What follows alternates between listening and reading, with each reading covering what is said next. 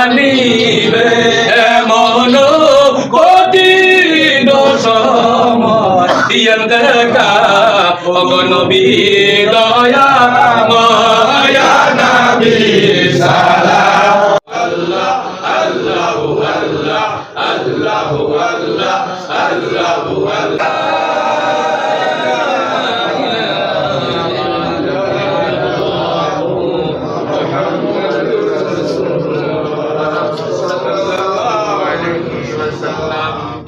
কবরগুলো জান্নাতের বাগান। আমিন।